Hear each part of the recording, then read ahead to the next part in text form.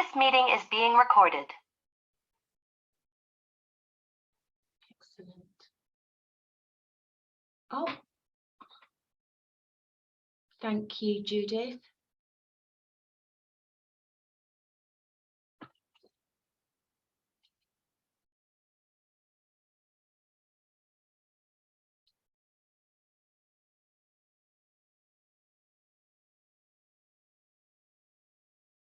We good to go, Judith? Right, we are now live on Facebook as well, Tracy, thank you. Lovely, thank you very much, Judith. So welcome everybody that is either watching live or to those that will be watching later on catch up. You're joining us for part of our Reach Network Black History Month celebrations, and we're about to learn a lot from the Health Inequalities team from NHS England. I'm very, very privileged and honoured to introduce to you today two speakers. So we have Ranjit Senghera, who is the National Senior Policy Delivery Lead for Health Inequalities, one of the national leads on ethnicity and health within the Health Inequalities Improvement Team, working alongside Dr. Bola Owolabi. And we also have her colleague, who is an operational lead in health inequalities, Denise Darrell. Both of them today going to be talking to us about health inequalities in the NHS. So apologies, we are running a few minutes late. We had a couple of technical issues.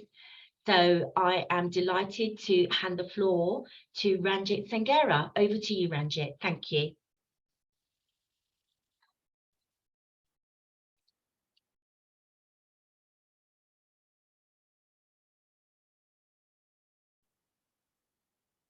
I can't see.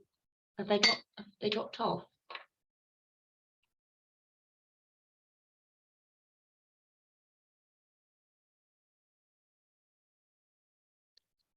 I can't see them at the moment, Monica. No, Tracy, sorry. Yeah, they're just rejoining. Apologies, everybody. Oh, sorry, very glitchy system today. Right, am I here now? Sorry. Yeah, Tracy, I think we lost you there, Ranjit. Yeah, I did. You know, the swap over to Zoom, apologies from the other call.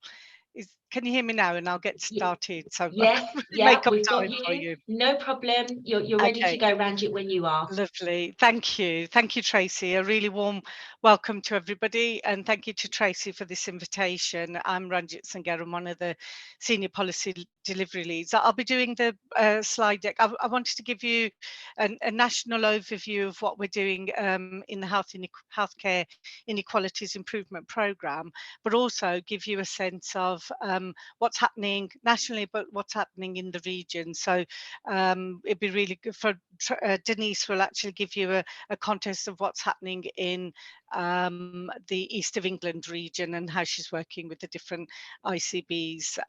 So that'd be great. Denise, are you able to just share the slides, and then I'll get going, carry on anyway. Tracy, is that okay? So one of the tasks that we had, and you'll get these slides.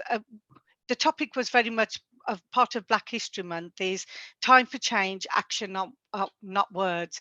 And every year, time and time again, we come together as part of Black History Month, and we always come up with these really powerful statements. We always talk about health inequalities we always talk about Black History Month and what it can actually do for Black and Maorishi ethnic communities working in the NHS.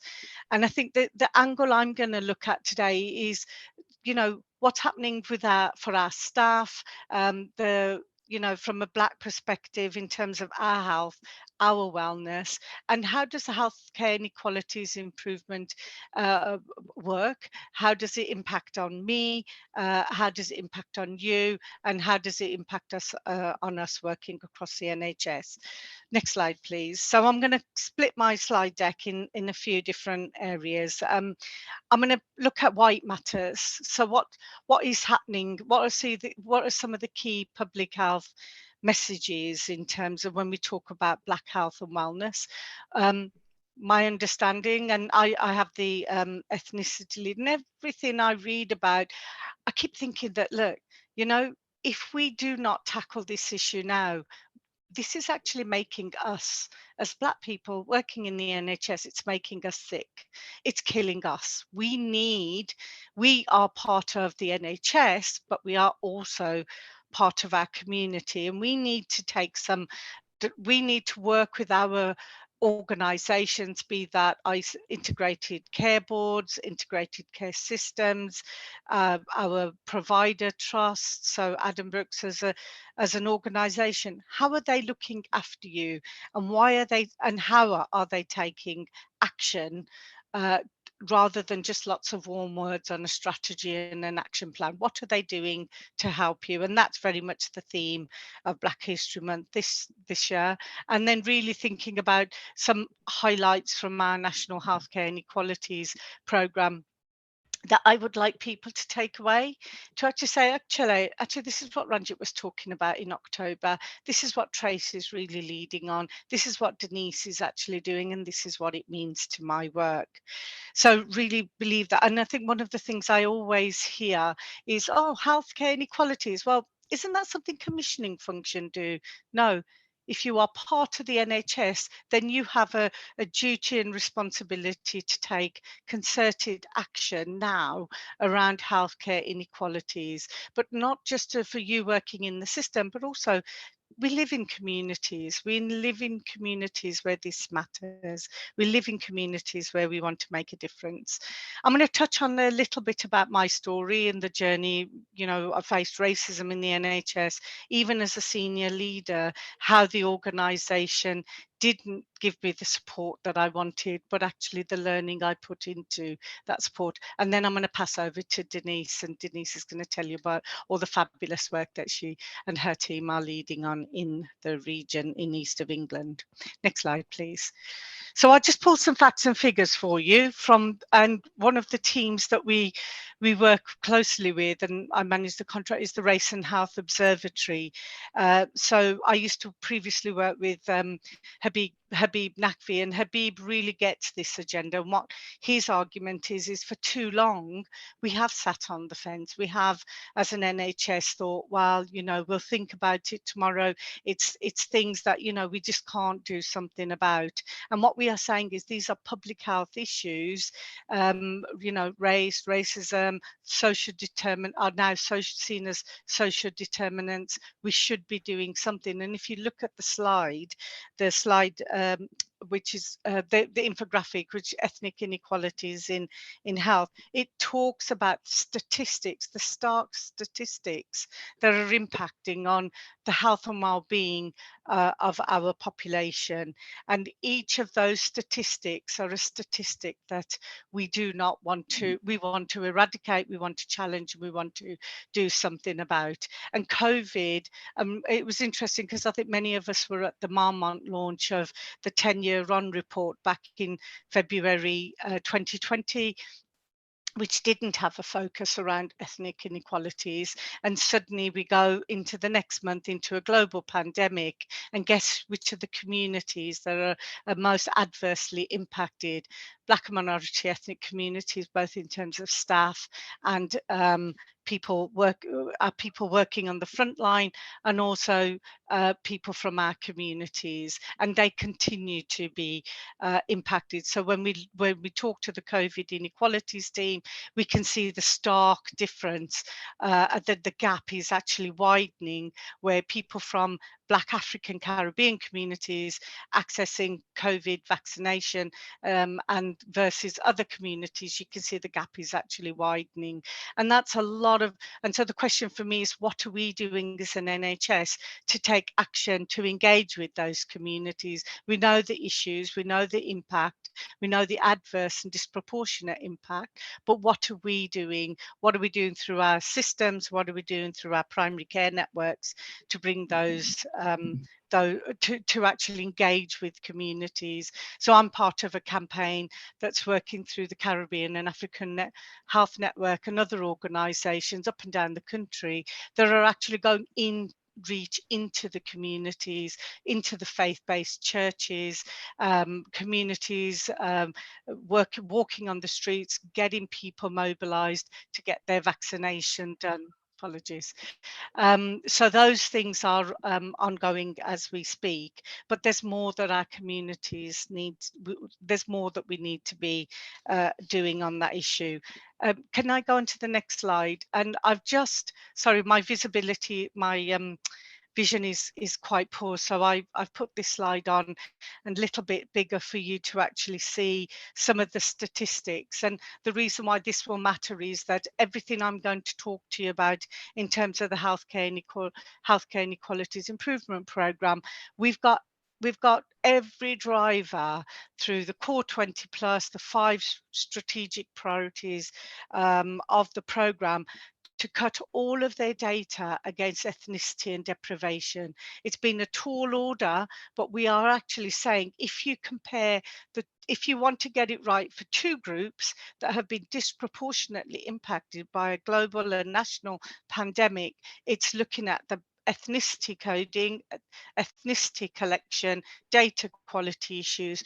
Do something about it, because it will give you actionable insights and it will give you areas to take action and make improvements.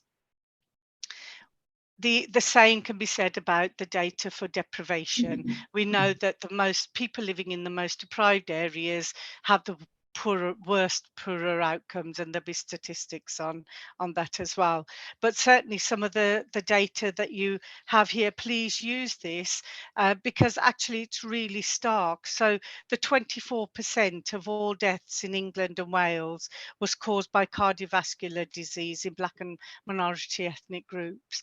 That is not good enough. What preventative things are we doing to save the lives of people from Black and minority ethnic communities and tackle that 24%. So you'll see when I talk about the core 20, it tells you, look, this is a statistic, this is killing our communities. What can we do in terms of taking concerted action? Next slide, please. So it's time for change and it's action. And I just had 2 slides on which next slide, please. It's the how, the why and the how. So we know the why, what's happening, what is it that, what are the statistics? What is it that we can actually do about it? So we know the legacy, we know what's been driving inequalities. What are we doing as individuals and working in our organisations? So for me, when I talk to BME networks, I'm always Black and minority ethnic networks, I'm always asking the question about, what's the hierarchy in your organisation? And I know that Tracy's informed us that you've had other colleagues talking about the RES data as part of Black History Month, what the evidence is based for your trust. But actually, there was a calling many years ago from Simon Stevens, and what he asked his staff across the NHS was to get fit. Get out there and get fit. Don't be sitting at your desks. And I remember challenging it in one of the networks and said, okay, that's fair enough. But actually, many of us are wrapped around teams back to back. How do you expect us to get out and have some time to do some exercise? The other one is that for me, a lot of our Black staff are still very at the lower end of the banding. They're night shift workers. They're people who are working the whole of the evening so that they can cover the important shifts. When do they get healthy eating food? When the only food available at night time is a vending machine. So if you're asking people, our Black staff, to look after their health and well-being, what mechanisms are we across the NHS putting in so that they can actually start to look after their health and well-being and actually ask themselves a question and say, is my organisation looking after me? Or am I just seen as a lower banding and nobody really listens to my view? So we've got to make sure that it's hearing what people have got to say and then take some action on the back of that. And one of the things I've said when I've done presentations is to say, look, what sort of pledges is this organisation making to change, to lead to those some of those improvements, to lead to some of those actions that make a difference. And then I suppose for somebody like Tracy, it's a really good litmus test for you that you come back in the years to say, look, in October 2022, these were the pledges and the commitments that were made, and in a year on, these are the things that we're going to be driving forward. And that's where then you can actually say it is a time for change, and it is about action and not words, and it is moving in the right direction. My next slide is just covering a couple of the things that we need to be really mindful of when we talk about when we talk about issues that are impacting on any work that I lead obviously on the health inequalities action plan, and I think for me the Black Lives Matters movement is not something that's out there. It's something that's very integral to where we work. And I'll give you an example. I've been for the last since June, longer than that, since February, we've been leading on the work around the sickle cell improvement program. Many people won't know about it because at the moment it's very much about what we're doing internally and then what we need to do with organisations. But it builds on an all-parliamentary report based on the death of an individual. The report came out last October, and it was based on a patient who died in our accident and emergency services, and it was a preventable death. It was a patient who went to A&E in a crisis. He was, because of all the challenges of seeing him as a patient suffering in crisis with sickle cell, he was put into a bed. He ended up calling an ambulance and the police from his bed by the time to tell them that he was in crisis and nobody was looking after his care. By the time they got to him, unfortunately he'd passed away. His death was preventable if people services had intervened early to give him his right medication. Now, we've been doing a massive improvement review around all sickle cell pathways. We have a patient advisory group that has been set up to monitor and help drive the work, and we've got various stakeholders involved in that. Now, we've all known, everybody on this call will have known about sickle cell and thalassemia. This isn't something new. It's a long-term condition that our communities have been struggling with for years and years. But when you talk to people, it's almost as though it's a new thing. And you just think to yourself, why, but yet you know about cystic fibrosis, yet why aren't we taking the same concerted action around sickle cell? So there's certain things that we know that disproportionately impact our communities, and there's a lot about people not coming forward purely because of fear, mistrust in services, structural institutional inequalities and racism and discrimination, and the discriminatory services that impact on people's access, experience and outcomes. So we know that those are reality. I suppose the question then is, what are we as senior people in the NHS, what is it that we can do, and how do we start to change the political discourse and the narrative to actually start to make a difference? And what Dr. Bola Al-Wabi talks about is the improvement approach, to say, look, improvement takes time. Improvement is about bringing people on. It's about methodology that actually engages people, and data is absolutely pivotal to that. Get the data right, get the insights right, drive the improvements and the action and the improvements you want to see. But make sure you co-produce the design that you want to see with the communities that you're working with. Don't sit in your little ivory tower and assume that, if I know everything from the reports that I read. Make sure it's action that's co-produced and it's co-delivered. So I think one of the things that I do say is the Black Lives Matters is absolutely pivotal. And the other example I just wanted to give colleagues was I'm behind a campaign.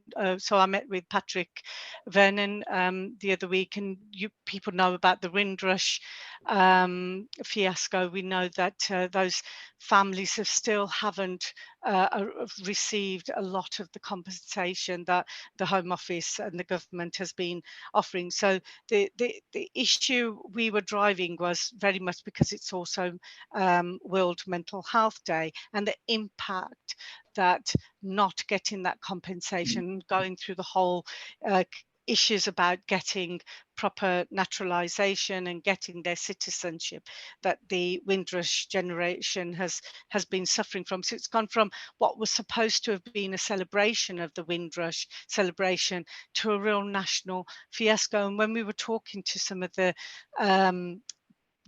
people who are part of the Windrush generation and their children, they were saying to us that actually the reason why people don't come forward and then come forward in crisis with their mental health and well-being is because they don't trust the services.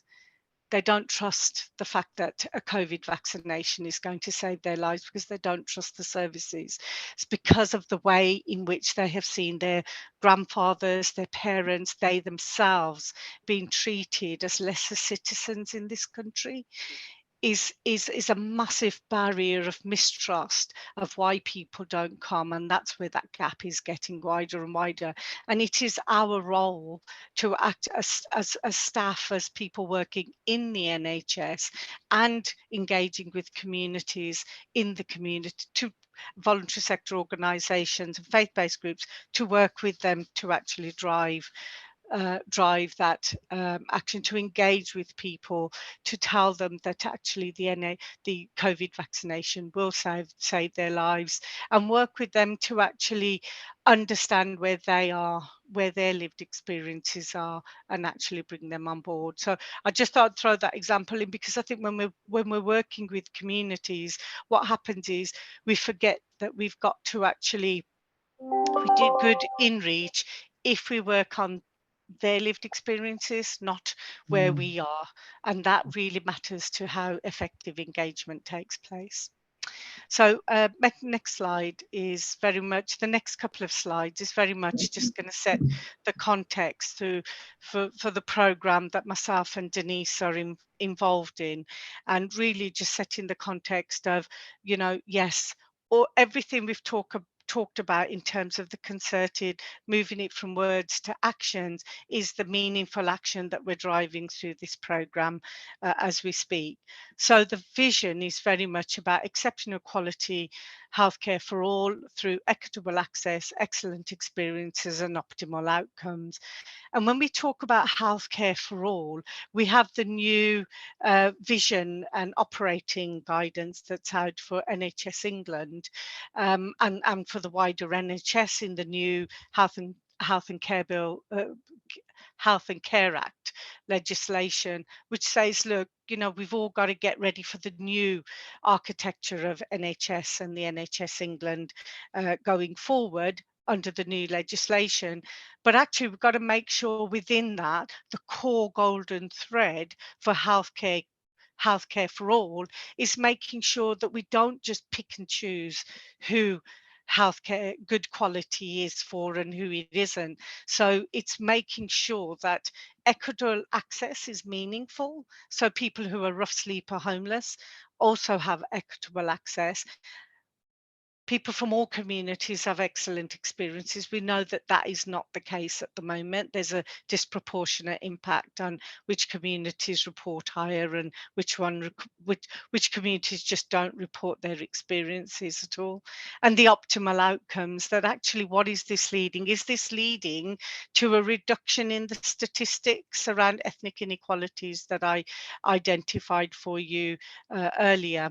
And the Race and Health Observatory that we're working working with are doing particular commissions of research, very much focused on holding a lens to what we're doing, because what they are saying, and they've started it in what was published in February of their the Race and Health Observatory Evidence Critical Evidence Review, which put a lens on recommendations back to NHS England to say, actually, ethnicity coding is poor across the board. That needs to be looked at. We know the data quality, data collection and data qualities are an issue. They've raised concerns around a whole host of other areas, from genomics to mental health to primary care, that we're going back to our programs on to say, what are you doing about these issues? Because more than likely what happens with reports from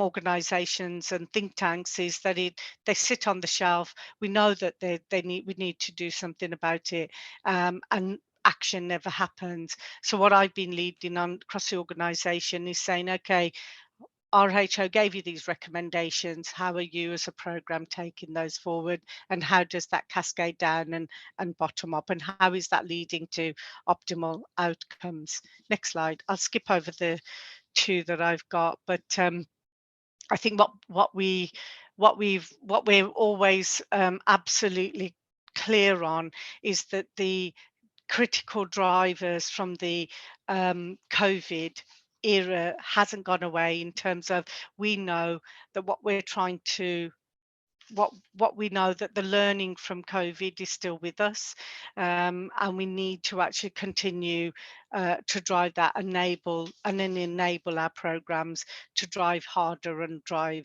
faster. And really, this slide is very much about the health inequalities, the health expectancy gap. So we know what we're trying to do through our program is to give 5 extra healthy life expectancy years. So life expectancy by 2035, give people those 5 extra years. Now, the issue is that giving people extra years is 1 year, but if people are riddled in comorbidities, so they've got chronic diabetes, they've got coronary heart conditions, they can't leave their home, what sort of life expectancy?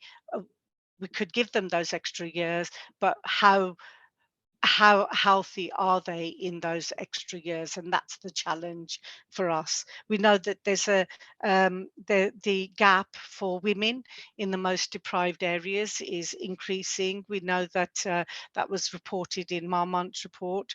We know that the life expectancy for people with learning disabilities and people with SMI especially for people with SMI, there's a 20-year gap in terms of life expectancy. And I remember when I worked in the Mental Health Trust, and I was on a radio with a gentleman once, and he said, Ranjit, he goes, look, it's not my mental illness that's going to kill me in the end. It's the neglect of my physical health condition. It's the fact that I haven't been told to go for a heart screening for quite some time.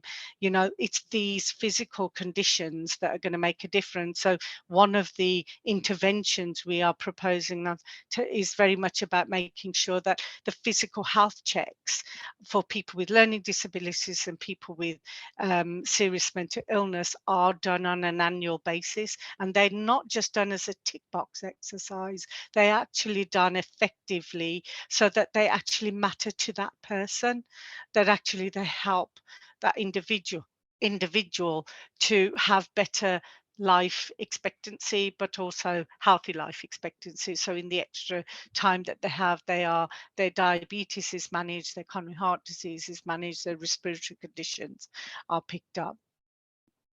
A lot of the issues around screening and vaccination is very much about making sure that if we can screen people early, we can vaccinate people early, especially people from protected groups and inclusion health groups and people living in the most deprived areas. That makes a difference, because we know that the stark evidence is saying that that's not the case. And many of you have seen the reporting around the maternity mortality gap that the Embrace report has actually identified, and a couple of reports from the Race and Health Observatory about the disproportionate impact around maternity mortality gap for Black and ethnic minority communities. So that's set context of some of the challenges we have as a programme. But what we're trying to do about it is, I'll just touch on a couple of slides. So Denise, can I have the next slide, please? So if people want to know, okay, Ranjit's talking on and on and on about all these things, what does it matter? Where does it come from? This slide just gives you some policy levers, policy drivers, and there's legislative driver that really drives what we're doing, and the operating framework that came out on last Wednesday sets a context of where we're going over the next couple of years. Next slide, please. And in this next slide, so apologies, it's a little bit difficult to see. So hopefully once you get the slides, you'll be able to see that. So I'll just go through each one. So the first one is the top purpose is very much about the purpose of what we're trying to actually do, and it leading to good healthcare outcomes. The vision that I've talked about earlier, the 5 priorities that I mentioned are very much in the planning guidance. So every year from 21-22, we put in the planning guidance what we want done by all of the systems and provider collaboratives. So it's the 5 priorities around restoring NHS services inclusively, and we know we've still got a massive challenge to make sure that the people in most deprived areas and ethnic minority groups don't get disproportionately impacted in the waiting for appointments. So we know that that is getting bigger and bigger, but we do have mechanisms in place. So it's making sure that all board performance reports are cut by ethnicity and deprivation, so that you can actually see for yourself what are some of the challenges as a provider trust and how your board is taking that forward. Mitigating against digital exclusion. It's making, and we know that through COVID, that not everybody can afford to be digital savvy. So where are the different ways of actually engaging with different communities? And even if you are being digitally savvy and putting digital means in, how are you actually targeting the very communities that are disproportionately impacted? And there's various initiatives and a strategy underway around that. Ensuring data sets are complete and timely.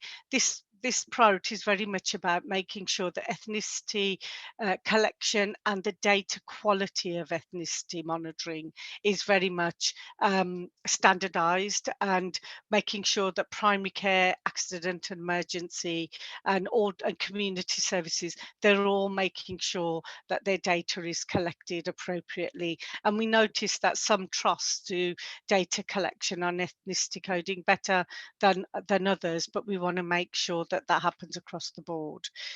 Accelerating preventative services. I'll pick up this one when I talk about Core 20, and strengthening leadership and accountability.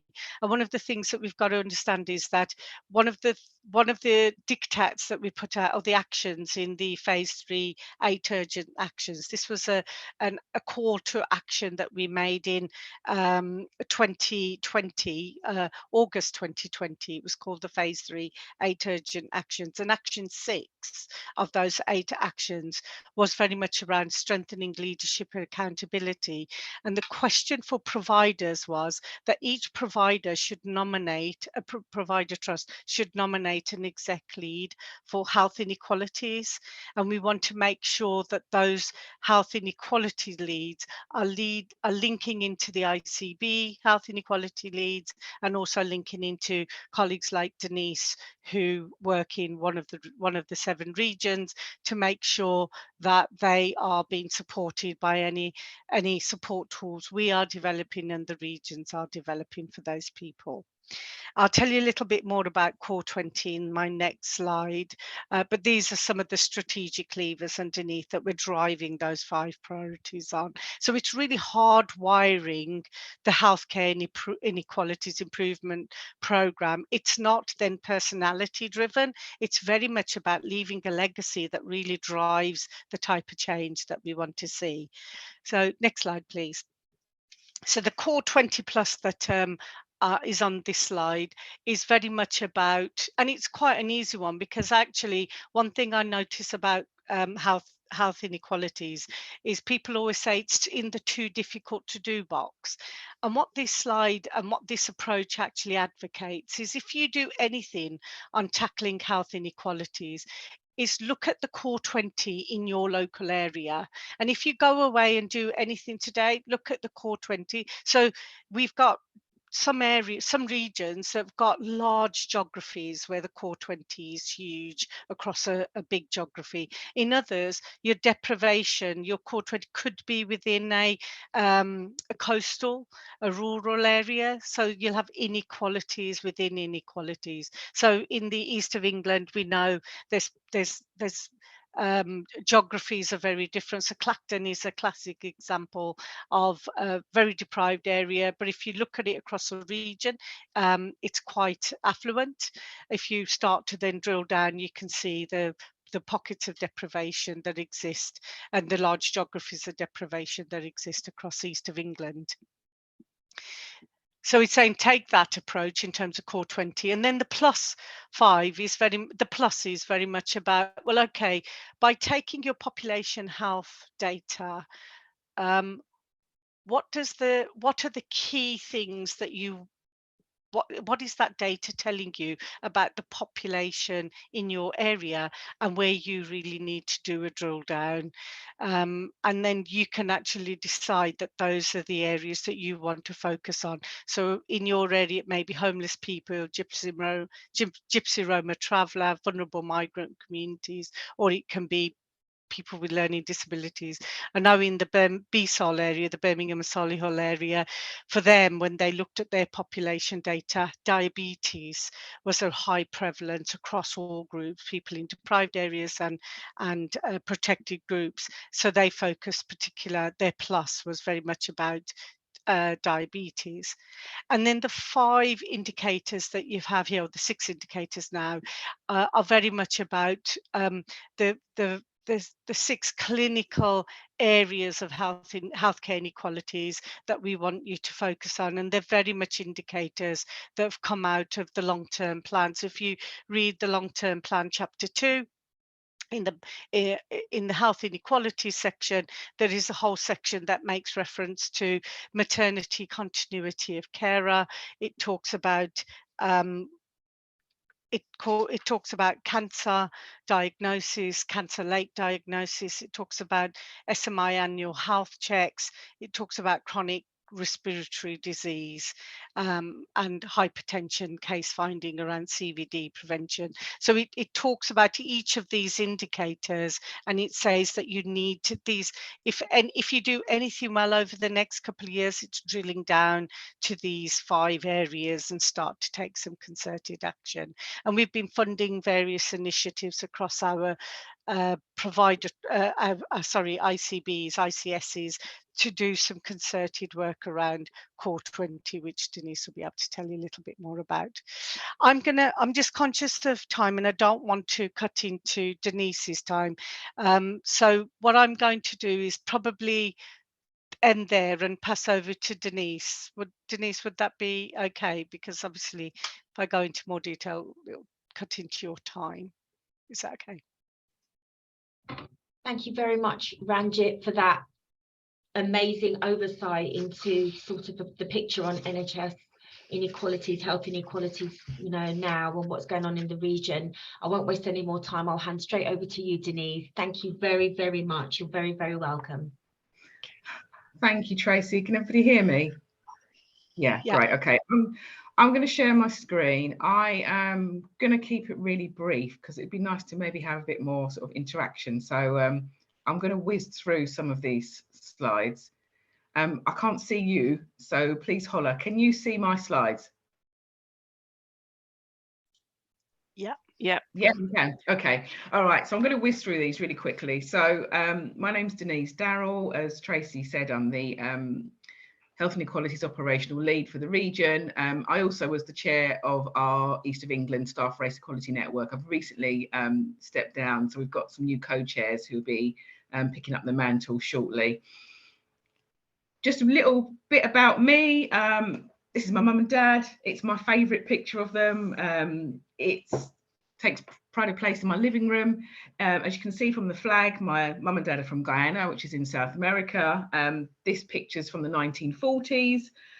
Before my dad came to Britain. He actually came to Britain by boat. He came with the RAF to help with the war effort. He spent 6 weeks in a boat coming to the UK. I'm not sure he'd say it was worth it now, but who knows? I'm joking. So just a bit about my background. So I grew up in Haringey, which is in North London, and then I moved out to Essex probably about 15, 20 years ago, so quite a long time now. And yeah, I'll say a bit about that later, but a new experience for me, leaving London and coming out to the east of England. So this is kind of interesting and kind of leads into what I was saying, really. The full details of the census for 2021 haven't been released yet, so this is the most recent I can use. But East of England population, in terms of Black and minority ethnic groups, you know, we're quite a small part of it. You know, we're 9.6% in the East of England, and when you compare that to, say, London, where I think ethnic minority groups make up more, about 40%, I think, and I think Leicester in the last census was around about 50%. So we're quite a small group in the scheme of things. And for me, when I moved from London to Essex, that was one of the things that it was a bit of a culture shock. It took time for me to acclimatise, I suppose, to being in a different area and having to kind of search for places to get stuff for my hair and my food and all of that kind of stuff. In 2021, our region, as in the East of England, had the largest population increase. So the population is growing, and there is, as Ranjit said, so much that we need to do to deal with the disparities between the different ethnic groups. I'm just going to whiz through this because I'm mindful of time. Just to give you an overview of the health challenges in our region. So we've got 6.5 million people roughly in the East. But if you look at the number of people whose health is poor or have health challenges, or people who are classified as being in a caution category, it's much larger. And by definition, a lot of the people in those groups are going to be people from Black and minority ethnic groups. So I work in a regional team. I won't labour over this. I'm really happy to share the slides, but really, you know, what we're here to do is try and reduce that gap and make sure that there's equality of access and experience and outcomes for people in the East of England.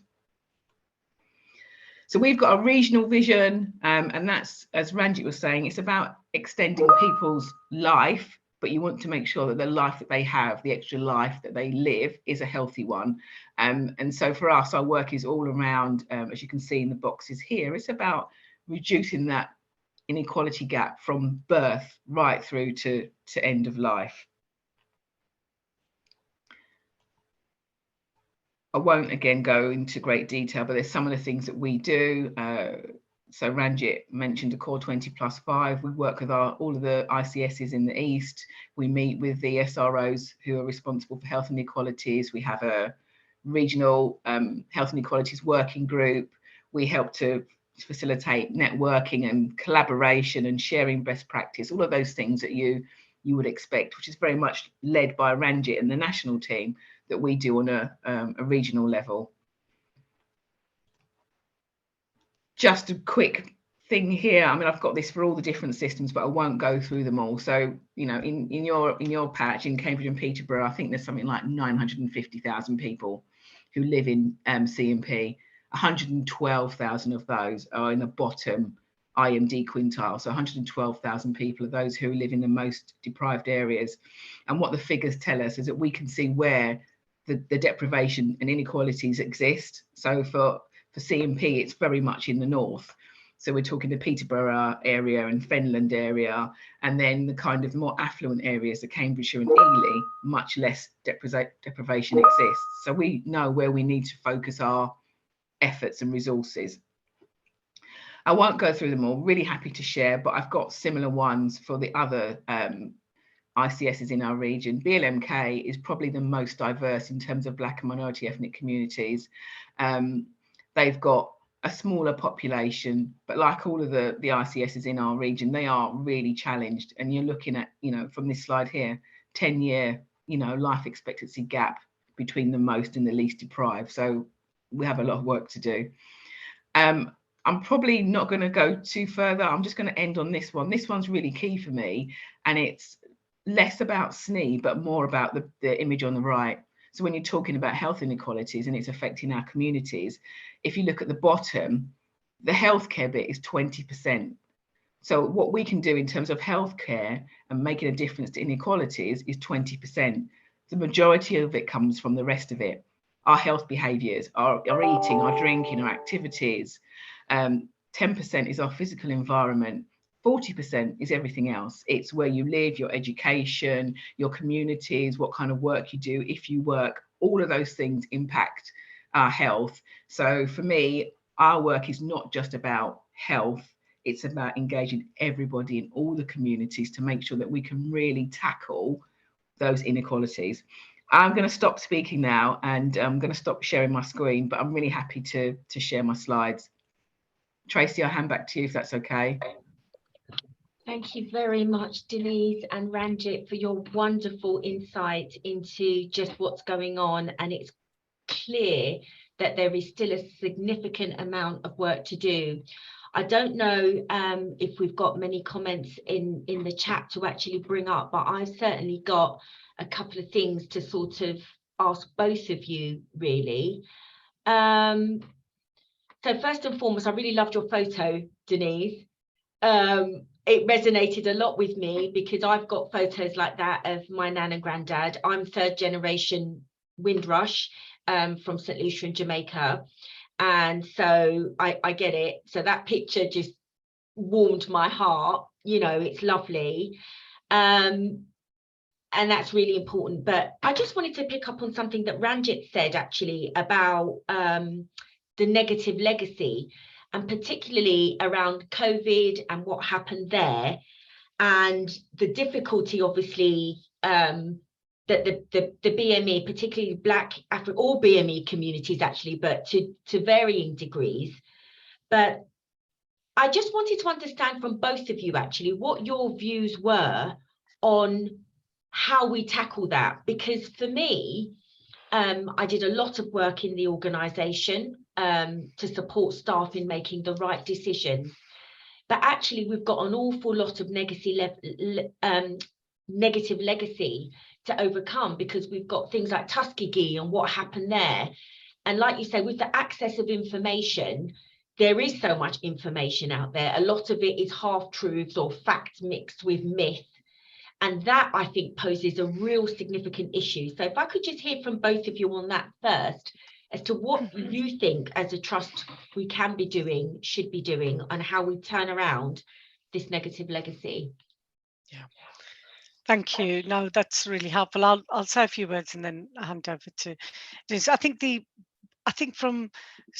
know statistically, Tracy, that if you look at the COVID inequalities data, so I manage something called the Healthcare Inequalities Improvement Dashboard, and it's basically a national dashboard that hosts all of the data. So rather than you going to 10 different dashboards for each of the programs, wherever those programs have developed healthcare inequalities indicators like mental health, cancer, we bring those indicators into one space for you. We've linked it to lots of other PHE data tools and OHID data tools, so you can get a lot for your money when you come into that space. We've got in the dashboard at the moment, we've got the COVID and the flu vaccination data. For the COVID inequalities data, it's built on the COVID equalities tool. And in there, you can actually see for yourself, if you cut the data around ethnicity, you can see the massive gap. So you get there's a slide, sorry, I haven't got it up now, but there's a slide that gives you all the other ethnic minority communities, and then you've got the Black Caribbean and the Black African, and there's a massive gap in the middle of that. So I think that, you know, we know that the data is telling us the gap is getting bigger. It's not narrowing. We know that we need to continue to make concerted action to engage with communities and our staff who are still very, very concerned about the number of vaccines that are being offered, what's in those vaccines, what, how it will make them feel, and even the fear that was still around last year when the vaccination rollout was really getting out into the communities, was that actually don't take the COVID vaccine, it's going to kill you. It's got poison in there, it's going to kill Black people, it's trying to control us.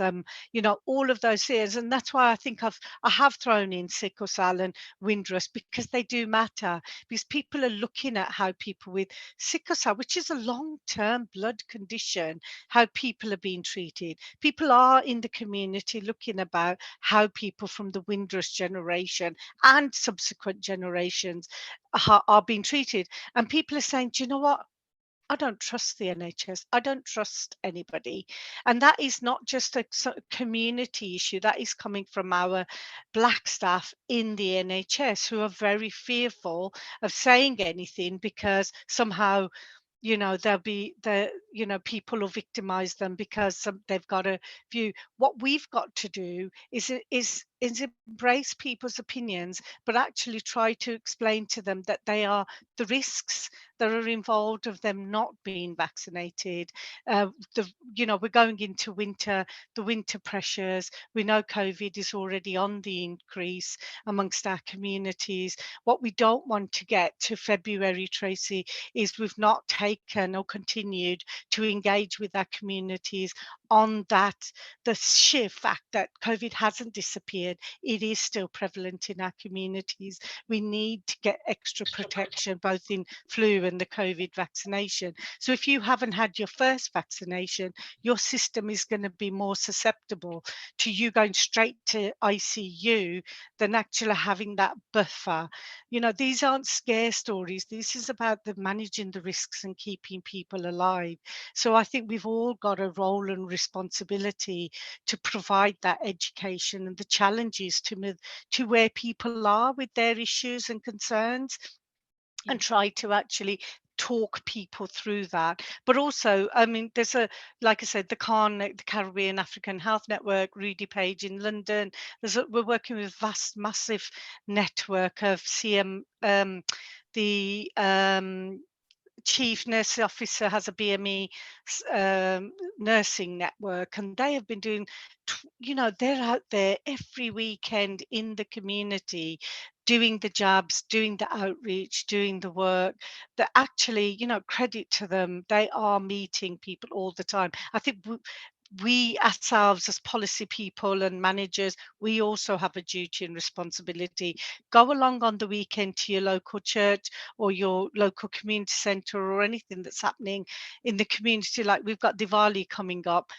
Get out there and start to continue to say to people, look, get protected. It is, we just don't know what's going to happen with COVID over the next couple of months. So get vaccinated for flu and for COVID. That's really interesting, and I thought it's even more interesting. I was really pleased to hear that you said it was the BME nurses themselves actually going out into the communities and leading that. So that's really interesting. Denise, what would you like to add to that? I think before we started, I mentioned to you, Tracy, that I was actually redeployed to Cambridge and Peterborough CCG, as it was at the time, during COVID. And one of the things that we were tasked to do was actually work with communities who are vaccine hesitant.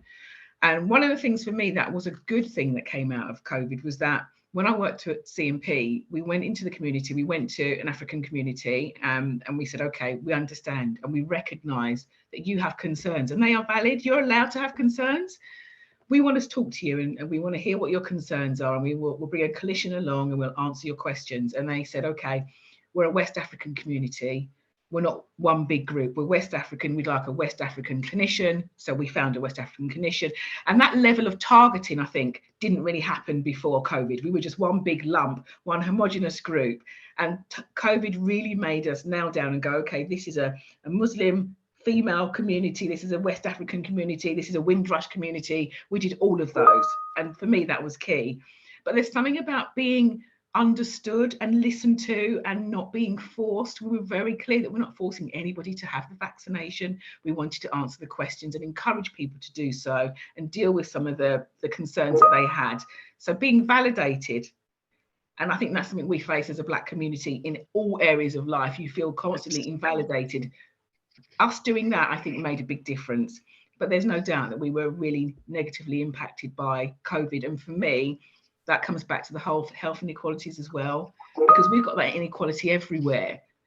You know, so we were most likely the people who were on the front line. You hear stories of, you know, nurses and ward sisters who never got a chance to run a ward, but during COVID were then offered the opportunity. So we were on the front line. You know, we were the bus drivers, we were the trains, so we were more at risk. So I think there's still work for us to do, but I'd like to think and I'd like to hope that what we started in 2020 is going to continue. I think my fear is that there was a lot of activity around COVID and then it's suddenly going to tail off. We need to make sure we keep that momentum up. Yeah, but that's Tracy, that's my challenge. So going over the, we're into October now, going into November, going into some massive winter pressures. We need, and the increase in COVID, those challenges are still with us. COVID hasn't gone away, and I think we need to continue that mobilization. So if everybody on this call takes away an action to address the negativity they may be hearing or start some of the in-reach, we've got to continue that. What worries me is that we end up having a conversation in February looking back at this quarter, and I think, and it's somebody else's responsibility to do that. It's the COVID team. COVID, raising awareness of COVID still being prevalent in our community and the disproportionate impact it continues to make is still an issue, and it will continue to be an issue. So I think we need to continue to use forums like this to raise those concerns. Yeah, and I think linking back to the whole health inequalities piece in general, and for me, I just think it was really powerful and interesting that what both you and Denise said about the BME nurses themselves having an opportunity almost out of COVID to lead a ward, to go into the community and lead in terms of, developing the vaccines and spreading the message. And that was a theme that actually came out of our Race Equality Network launch, last week, where, a lot of nurses sort of came forward and said, actually, there isn't anyone that looks like me in that leadership space. So that has a lot to do with, I think, in terms of some of the other pillars of the anti-racism strategy as well, in terms of talent management and career progression. So we could go on. We're running out of time, but if I could just ask for a couple of closing comments from both of you. So for me, obviously, as a trust, it's been wonderful to hear everything you've got to say. And as co-chair of the Race Equality Network, we're obviously supporting the trust on its journey to becoming an anti-racist organisation. And if I could just pick two things from each of you, so what practical things on the ground should we be doing, should myself and my co-chair and leaders within the network, what practical things should we be doing to support the trust on its journey? And then on a strategic level, if you were speaking to the VSM, sort of the director level management, what would you be asking them? What sort of, is it holding to account? What sort of things would you be speaking to them to support the trust in achieving those goals? If I could get those from you both as closing comments. Yeah, shall I go high level and then I'll work down? Oh, sorry, I'm getting some feedback. So for me, your title of the event was Black Health and Wellness, Health Inequality Improvements, and I think for me it's about how it impacts on everybody on this call. So as an organisation, where is the healthcare inequalities improvement plan for your organisation? Your organisation also has an exec lead, board level, for health inequalities. That person's agreed to be the SRO for health inequalities. Who are they? What are they doing? What strategy have they brought to the board? What action plan have they brought to the board in terms of tackling healthcare inequalities for your staff in your organisation? and really, you know, what pledges are they making as a board to make a difference on everything that we've discussed today. And actually, I'd like to come back and in a year's time to actually see some of the improvements they have. It's not about the big things, Tracy, it's about the small things a board can be doing. So board performance monitoring, cut against ethnicity and deprivation is an absolute starter. Let's just get on with that, because once you've got that data, you can actually start to make a difference. That's for your staff and for your patients that you serve. And the other side of it is that, are you serving everybody equally across your organization?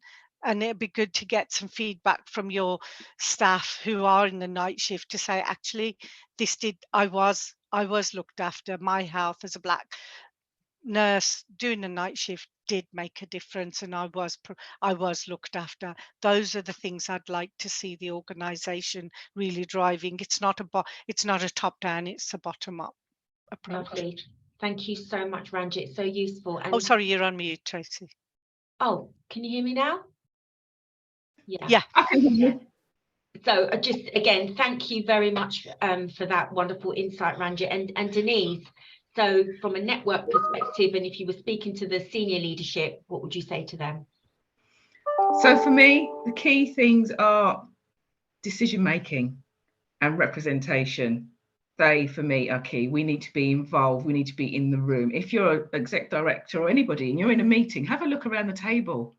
It's really easy to see who's in the room with you. And if there aren't the right people in the room, you have a responsibility to get them in the room, give them a seat at the table. That is so important for me.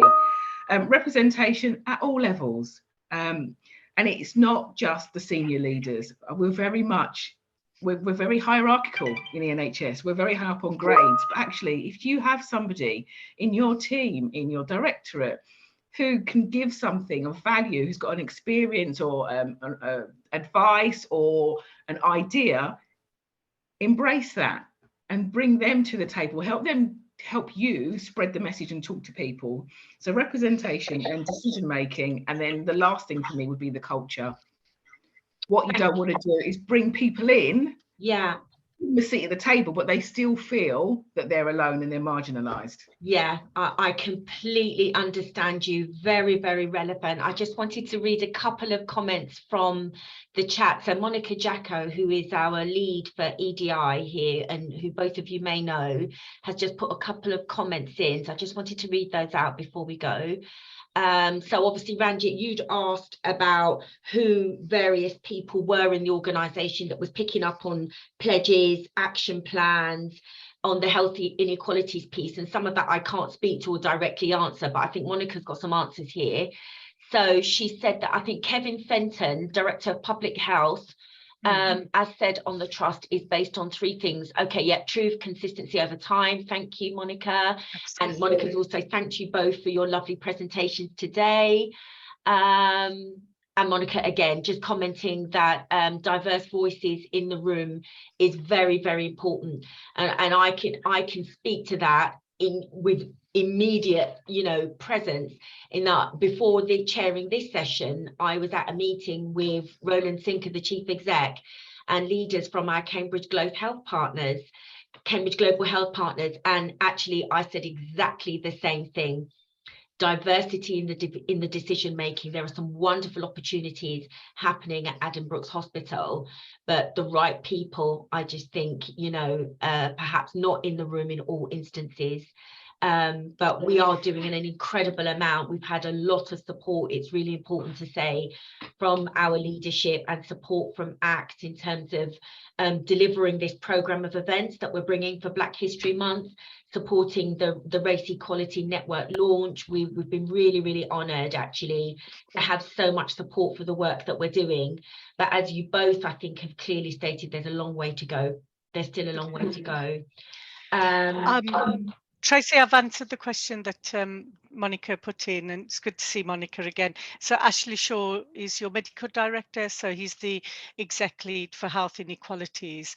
And what's really good is that now you have got that medical director. I think for us is how is that medical director leading the healthcare inequalities plan across the trust? So there's the so you have the workforce, you have the res data, you have the WDES data. So you've got Yeah. the workforce elements. It's about how are you looking at healthcare inequalities for your staff, and what strategy does the trust have around that? That's the things that we want the board to be leading on as well. And even if you did the benchmark against the 5 priorities and the core 20, you've got a plan. You'll be a trust that's way ahead of the game. We definitely have a plan. I know Monica Jacko has written an excellent plan, and it was in collaboration with the networks and a huge consultation piece. And Roger Klein actually commended it actually when he was here last week. So we do have a plan, but without a doubt, there is a lot of work to do. So we've gone way over time, so I do apologise for that, and thank you so much, both of you, for your time that you've given us today and for these fantastic insights into what's going on locally, nationally, regionally.